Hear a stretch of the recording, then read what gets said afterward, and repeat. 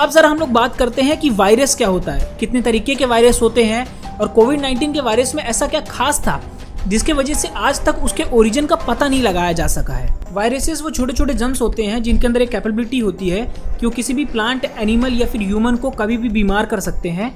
ये डिपेंड करता है वायरस के ऊपर कि वो आपको कितना ज़्यादा बीमार करता है। अगर कोई ऐसा वायरस है जो कि प्लांट के ऊपर इफेक्ट करता है तो वो सिर्फ प्लांट पे ही इफेक्ट करेगा, वो कभी भी एनिमल पे नहीं जा सकता। जो एनिमल पे करता है वो एनिमल पे करेगा, जो ह्यूमंस पे करता है वो ह्यूमंस पे ही करेगा। इसका मतलब जो एक वायरस होता है वो एक तरीके के होस्ट को ही बार बार इफेक्ट करता रहता है। वायरस जो होता है वो ना तो लिविंग बीइंग है ना तो वो नॉन लिविंग बीइंग है। वायरस जब अपने होस्ट के शरीर के बाहर होता है तो नॉन लिविंग बीइंग की तरह एक्ट करता है, जैसे कि ना तो वो सांस लेता है ना तो रिप्रोड्यूस करता है। लेकिन जैसे ही कोई भी वायरस किसी अपने होस्ट के अंदर चला जाता है, होस्ट के बॉडी के अंदर चला जाता है, चाहे वो प्लांट हो, एनिमल हो, ह्यूमन बीइंग हो, तो लिविंग बीइंग की तरह एक्ट करना चालू कर देता है। जैसे कि जब कोई भी वायरस किसी भी होस्ट के बॉडी के अंदर जाता है तो वो उसी बॉडी के सेल्स का इस्तेमाल करके अपने वायरस को रिप्रोड्यूस करना चालू कर देता है, मतलब अपने जैसे और भी वायरस को जनरेट करना चालू कर देता है। आप इसको कुछ इस तरीके से समझ सकते हो कि एक ऐसा इंसान है जो कि आपके घर में घुसता है और आपके किचन का इस्तेमाल करके अपने खुद के लिए खाना बनाता है और आपके किचन का इस्तेमाल करता है। फाइनली अब हम लोग बात करते हैं कि कोरोना वायरस को इसका नाम कोरोना मिला कैसे। उसके लिए आपको किसी भी वायरस के स्ट्रक्चर को समझना पड़ेगा। कोई भी वायरस का स्ट्रक्चर कैसा होता है कि मिडल में स्ट्रक्चर के प्रेजेंट होता है उनका डीएनए या आरएनए, जिसके अंदर प्रेजेंट होता है कि वो वायरस कौन सी डिजीज को आपके बॉडी के अंदर ट्रांसफर करेगा। उसके बाद एक ऐसा शेल होता है जो कि इस डीएनए आरएनए को प्रेजेंट करता है, उसे हम लोग एनवेलप कहते हैं। फाइनली इसके बाहर, इस पूरे कवर के बाहर एक ऐसा प्रोटीन के स्पाइक्स निकले होते हैं जिसे हम लोग प्रोटीन स्पाइक्स कहते हैं। इनका काम होता है कि ये पूरे स्ट्रक्चर को प्रोटेक्ट करके रखें। अब ये देखने में एक क्राउन की तरह लगता है, जिसकी वजह से इसका नाम कोरोना मिला, क्योंकि क्राउन को ही कोरोना कहा जाता है बहुत सारी भाषाओं में। कोरोना वायरस कोई एक टाइप का वायरस नहीं है, बल्कि ये एक फैमिली ऑफ वायरस है जिसके अंदर बहुत सारे टाइप्स ऑफ वायरस प्रेजेंट हैं। जैसे कि सबसे पहला होता है SARS, severe acute respiratory syndrome, फिर दूसरा होता है MERS, Middle East respiratory syndrome, और तीसरा आता है हमारा कोविड-19 का वायरस जो कि अभी 2019 में आया था। उसे कहा जाता है सार्स कोरोना वायरस 2, क्योंकि ये बहुत ज़्यादा सार्स से मिलता जुलता है। अब आपके दिमाग में एक सवाल आ रहा होगा कि मैंने अभी थोड़ी देर पहले कहा कि जो एक वायरस होता है वो एक तरीके के होस्ट को ही बार बार इन्फेक्ट करता है। अगर प्लांट को कर रहा है तो प्लांट को, अगर एनिमल को कर रहा है तो एनिमल को। तो लोग ये क्यों मानते हैं कि कोरोना वायरस एनिमल से आया है? अगर वो एनिमल से आ रहा होता तो एनिमल को इफेक्ट करता, ह्यूमंस को क्यों करता, ह्यूमन बीइंग को क्यों करता? तो इसके लिए आपको ये समझना पड़ेगा कि वायरस क्या करता है। वायरस के अंदर वो जो डीएनए प्रेजेंट होता है वो ये बताता है कि वो किस टाइप के होस्ट को इफेक्ट करेगा, कि वो प्लांट को करेगा, कि एनिमल्स को करेगा, कि ह्यूमन को करेगा।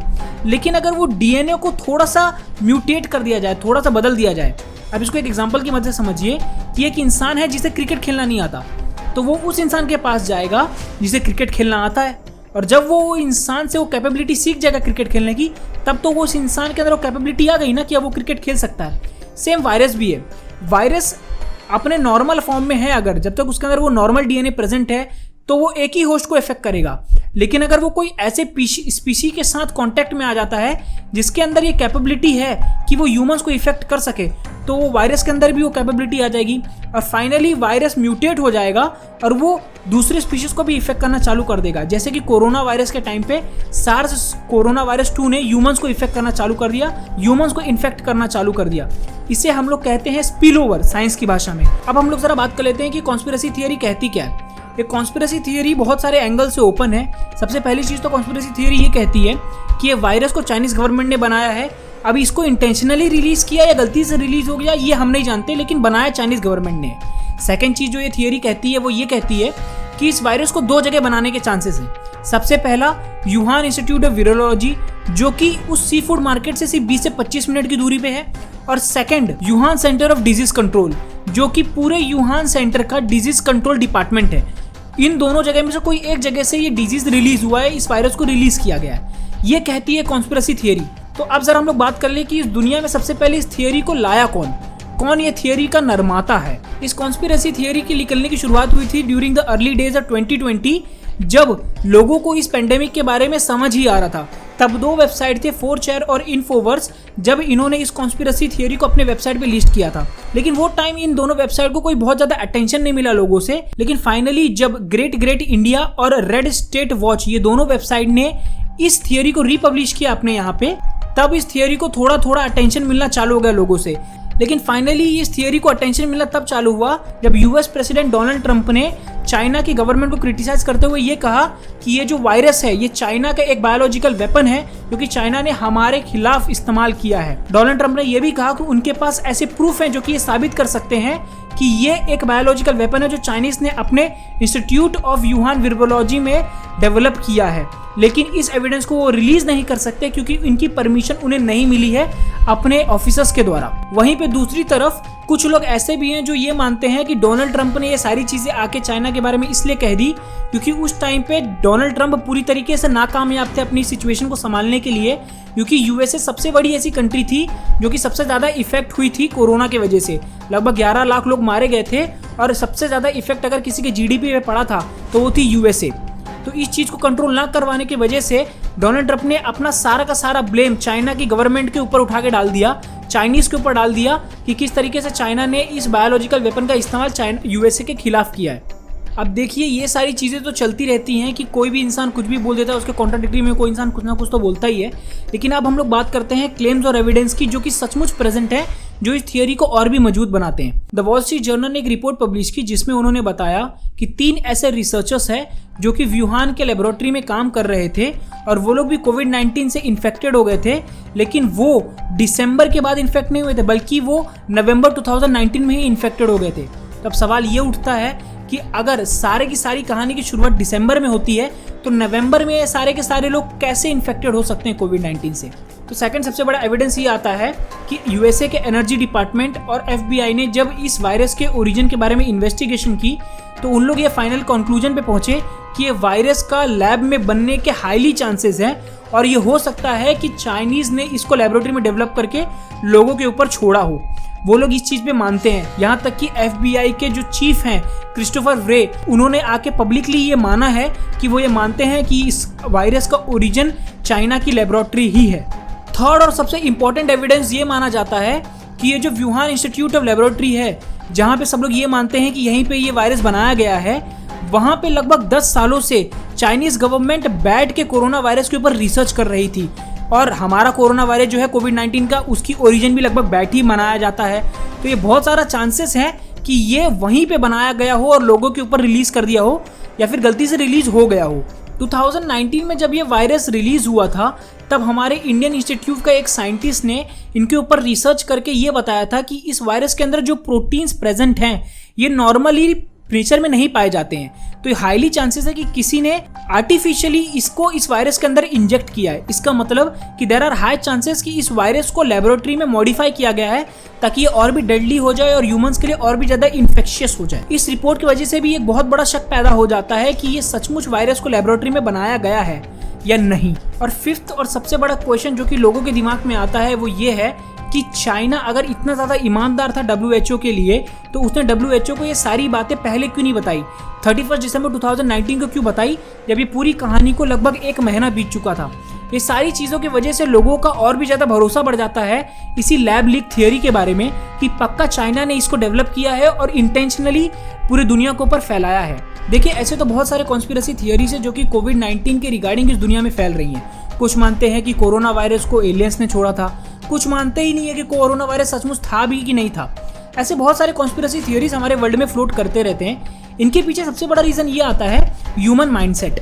ह्यूमंस का एक माइंडसेट है कि जब कोई भी चीज़ें उसके कंट्रोल के बाहर चली जाती हैं और वो इंसान के पास कोई भी वैलिड रीज़न नहीं होता है उस चीज़ का उसके कंट्रोल के बाहर जाने से, तो वो इंसान अपने दिमाग में एक कहानी बनाना चालू कर देता है और वो कहानी जितनी ज़्यादा मसालेदार हो, जितने ज़्यादा उसके अंदर फैक्ट्स कम और मिस्ट्री ज़्यादा हो, वो कहानी उस इंसान को उतनी ज़्यादा अच्छी लगती है। ऐसे ही हर बार हिस्ट्री में हुआ है कि जब कोई ऐसी डिजीज निकली है जिसके ऊपर इंसान का कंट्रोल नहीं होता तब उसके रिगार्डिंग कॉन्स्पिरेसी थियरीज भी निकली हैं। फॉर एग्जाम्पल जब HIV वायरस की डिस्कवरी हुई थी तभी भी लोगों ने कहा था कि ये वायरस को USA के ऊपर किसी और कंट्री ने छोड़ा है। ईयर 1918 में जब इन्फ्लुएंजा पेंडेमिक की शुरुआत हुई थी तो लोगों ने इस वायरस को स्पेनिश फ्लू कह के बुलाना चालू कर दिया था, बल्कि वो स्पेनिश में ओरिजिनेट नहीं हुआ था। लोगों का ये मानना था कि वायरस को स्पेनिश ने इस दुनिया में फैलाया है। अगर आप रेप्यूटेड इंस्टीट्यूशंस के इन्वेस्टिगेशन रिपोर्ट्स को पढ़ेंगे तो आपको अच्छे से समझ में आ जाएगा कि ये जितने भी कॉन्स्पिरेसी थियरीज हैं इनके पीछे कोई भी फैक्ट्स, कोई भी लॉजिक नहीं है। जितनी भी हैं सबकी सिर्फ क्वेश्चंस पे आधारित हैं कि ये नहीं तो क्यों, ऐसा नहीं तो क्यों, ऐसा क्यों नहीं हो रहा, इसका आंसर क्या है। वैसे तो कोई भी थियरी के सारे आंसर्स प्रेजेंट नहीं होते हैं, क्योंकि अगर आप हिस्ट्री भी देखेंगे तो HIV की सॉल्यूशंस हमें 1999 में मिला था। इसका मतलब लगभग 20 साल लग गए थे HIV वायरस को पूरा डिकोड करने में, उसकी थियरी को समझने में कि वो कहाँ से आया है, किस तरीके से आया है। और अभी तो कोविड-19 उससे ज़्यादा डेडली वायरस है और जिसकी वजह से इतने सारे लोगों की मौत हुई है, तो उसको भी हमें समय देना चाहिए कि उसके ऊपर अच्छे से रिसर्च की जा सके, उसके ऊपर इन्वेस्टिगेशन की जा सके, ताकि आपके सारे क्वेश्चंस के आंसर मिल सके। अगर हम लोग इन्वेस्टिगेशन रिपोर्ट्स की बात करेंगे तो सबसे ज़्यादा ऑथेंटिक इन्वेस्टिगेशन की जाती है WHO से, वर्ल्ड हेल्थ ऑर्गेनाइजेशन से।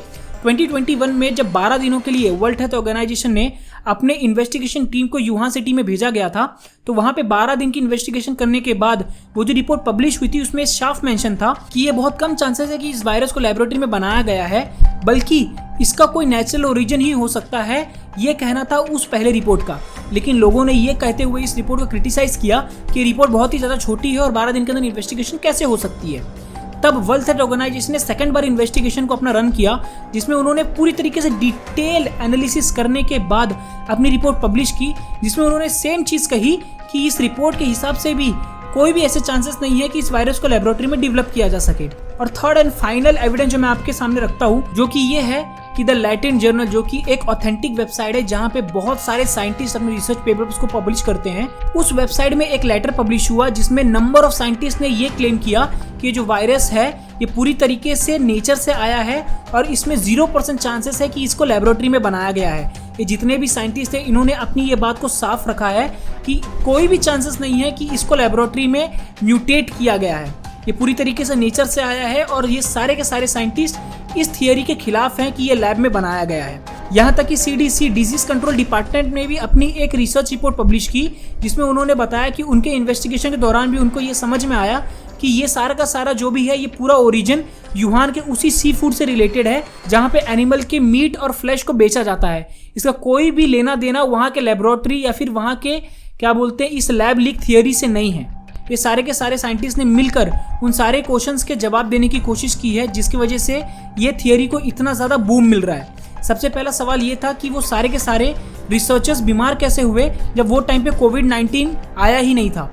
तो उन्होंने कहा कि अगर आप अच्छे से इन्वेस्टिगेट करेंगे तो सारे के सारे जो रिसर्चर्स थे, जो कि बेसिकली 3 रिसर्चर्स थे, उनमें से एक मारा है। और वो क्यों मारा है? क्योंकि उसको अलग से कोई और डिजीज था, बल्कि ना कि उसको कोरोना वायरस था। और वैसे तो बाकी जो 2 रिसर्चर्स थे वो तो उस रिसर्च के ऊपर काम भी नहीं कर रहे थे, वो तो बल्कि बायो इन्फॉर्मेटिक्स सेक्टर में काम किया करते थे।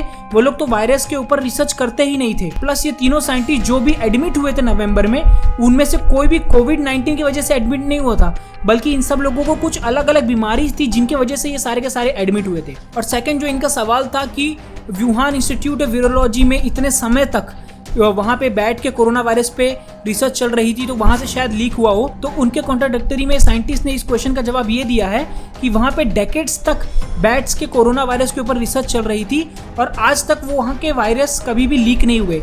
यहाँ तक कि उस लेबोरेटरी को 4 फेस सिक्योरिटी भी दी गई है, जो कि कोई भी हाईएस्ट लेवल ऑफ सिक्योरिटी होती है जो कि किसी भी लेबोरेटरी को दी जाती है। यहाँ तक कि उन्होंने ये भी कहा कि उस बैट के कोरोना वायरस पर जिस पर रिसर्च चालू थी और जो कोविड-19 का वायरस है उस पर कोई भी सिमिलैरिटी नहीं देखी गई है, तो कोई भी चांसेस नहीं है कि ये वही वायरस है जिसे उस लेबोरेटरी में बनाया गया है। तो ये सारी चीज़ों को कॉन्ट्राडिक्ट करते हुए ये फाइनली उन्होंने कंक्लूड कर दिया कि ये जो लैब लीक थियरी है ये पूरी तरीके से डिसक्वालीफाइड है, ये पूरी तरीके से एक कॉन्स्पिरेसी थियरी है जो कि सिर्फ लोगों के मनोरंजन के लिए बनाई जा रही है, ताकि लोगों को ये लगे कि आज भी चीज़ें उनके हाथ में, उनके कंट्रोल में है। और ये सिर्फ वही लोग करते हैं जो नैरो माइंडेड होते हैं, जिनके दिमाग में क्रिटिकल थिंकिंग करने की पावर नहीं होती है, जो ये नहीं सोच पाते हैं कि इस दुनिया में कुछ ऐसी भी चीज़ें हैं जो कि सिर्फ होती हैं। क्यों होती हैं, कैसे होती हैं, इनके जवाब नेचर में मौजूद नहीं होते हैं। तो आज की वीडियो को हम लोग यहीं पे एंड करते हैं। अगर आपको कोई भी नॉलेज मिली है इस वीडियो से तो चैनल को सब्सक्राइब कर लीजिए। मिलता हूं मैं आपको नेक्स्ट वीडियो में। बाय बाय, सायो नारा।